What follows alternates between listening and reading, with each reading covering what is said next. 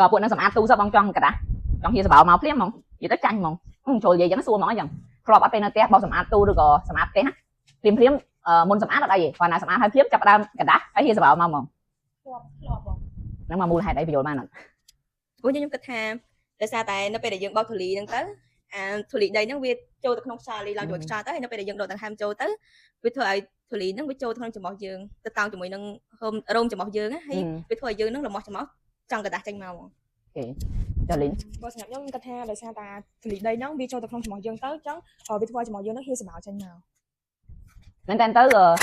ការកដាស់ហើយនឹងហៀសបោចេញមកវាជាយន្តការមួយពិសេសហ្មងសម្រាប់ខ្លួនយើងបានន័យថាខ្លួនរបស់យើងវាការពារហ្មងបើសិនជាមានធូលីកំតិចកំទីឬក៏គេហៅពួកធម្មតានៅក្នុងធូលីទាំងអស់ហ្នឹងវាមានពួក allergen ឬក៏ pollen អីហ្នឹងឯងអញ្ចឹងពេលដែលវាមកតោងជាប់ជាមួយច្រមុះរបស់យើងហ្នឹងវាចាប់ដើមធ្វើឲ្យច្រមុះរបស់យើងហ្នឹងរោលល្មាស់ហើយនៅអាលីអីអញ្ចឹងខ្លួនរបស់យើងវាចាប់ដើមធ្វើមិនរុញច្រាននៅ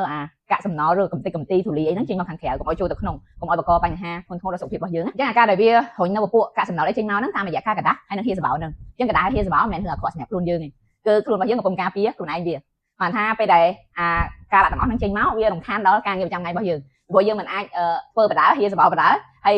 ជូតច្រមុះបដាឲ្យត្រូវឯងកដាស់អញ្ចឹងហ្នឹងហើយអញ្ចឹងវិធីគឺយើងត្រូវតែទៅលាងសម្អាតដៃហើយលុកមុខចេញហើយបើវិធីហ្នឹងអត់ដំណើរការទៀតយើងអាចញ៉ាំជាមួយនេះសាណាហ្វ្លូព្រោះសាណាហ្វ្លូនេះមិនបាត់អាការៈផ្ដាសាយត្រឹមច្រមុះហៀសបោហើយបើសិនជាយើងមានអាការៈឈឺក្បាលគ្រុនក្តៅអីក៏វាជួយបានដែរហើយសំខាន់សាណាហ្វ្លូអត់មានផលរំខានធ្វើឲ្យងុយគេងទេអញ្ចឹងយើងញ៉ាំហើយយើងអាចធ្វើការផ្សេងៗទៀតបានធម្មតា